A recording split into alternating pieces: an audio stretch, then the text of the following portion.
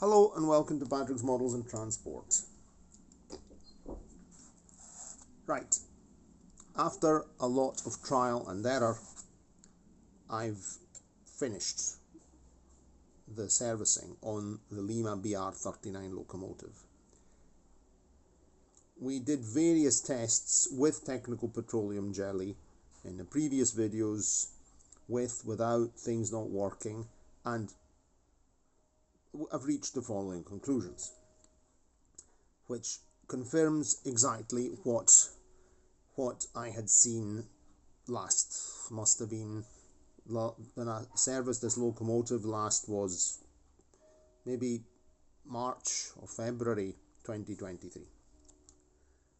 So in March then I had noticed that the front axle here, this point here,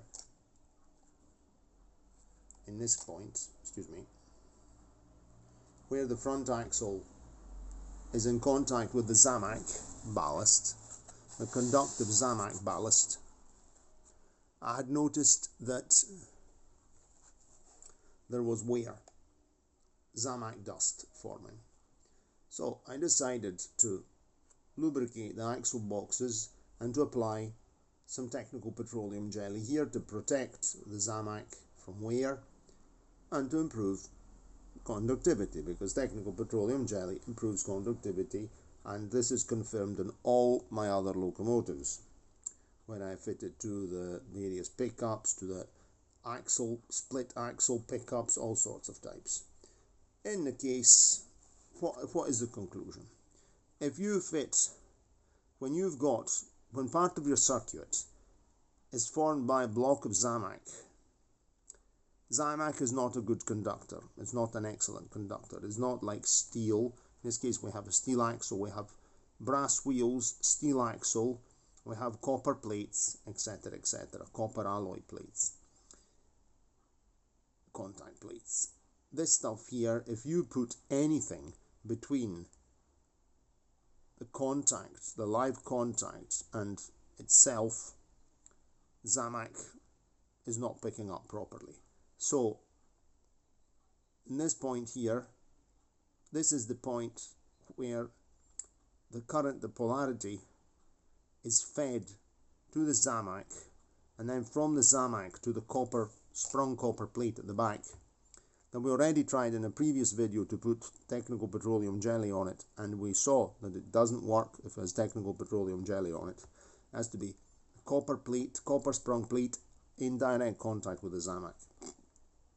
So this here has to stay clean. This must be dry.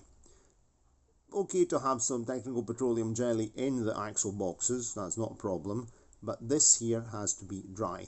This part here is pushed up by the spring, by the springy contact which is underneath that you've seen in the previous videos.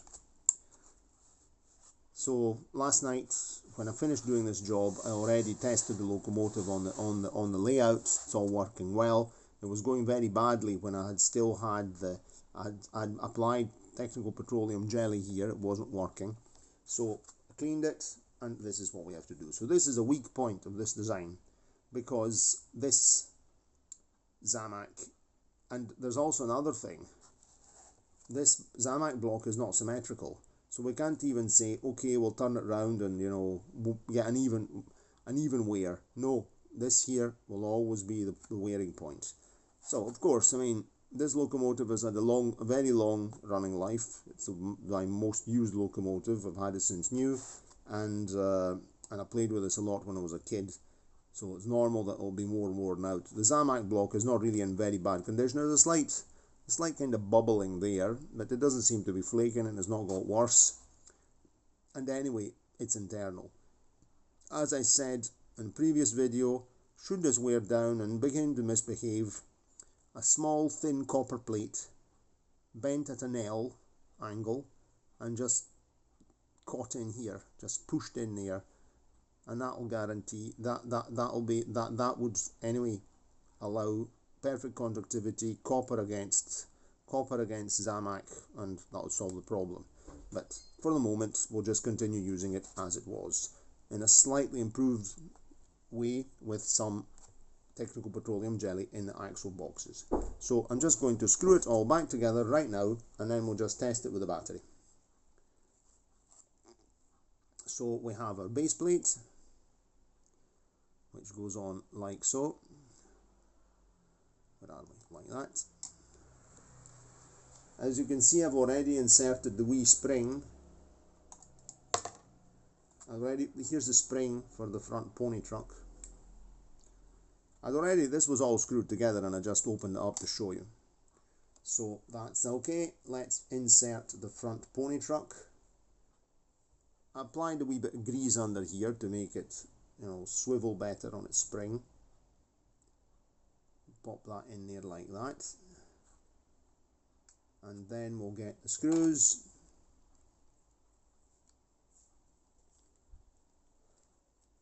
And this locomotive is back in service. So the important thing with this locomotive every now and again is to open it up and make sure that clean away any Zamak dust residue that might be mixing with the technical petroleum jelly there in the axle boxes, and sort of getting onto the the frontmost axle, the important pickup axle, because all the wheels pick up. They are then in contact with the copper plate on the base plate, all four of them, and then that copper plate feeds the polarity to the Zamak block through the frontmost axle. So it's a bit of a wonky design, but it's efficient, it works, and we know that this is a very efficient locomotive usually. But it can have the odd hiccup because of this design flaw. If they had made, it would have been much better, but of course it would have been a matter of cost.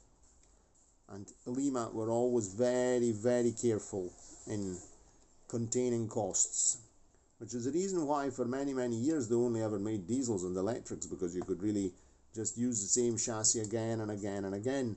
Or the reason that they went for tender-driven steam locomotives, because you can practically use the same technology as with an electric or diesel locomotive, a bogie locomotive.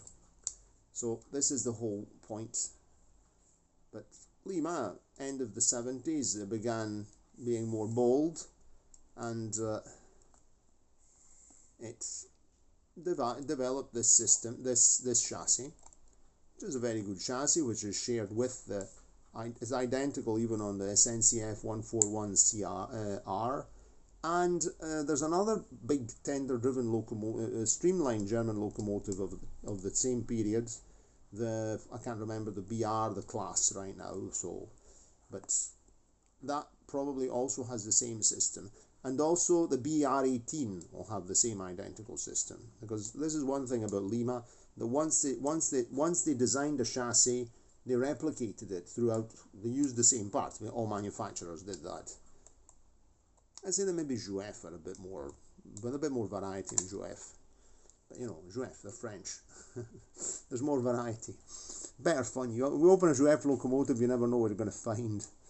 You say, help. Okay, so I think we're good.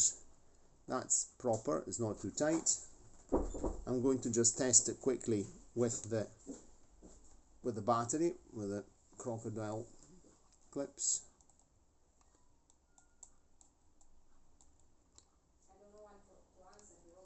And there we go.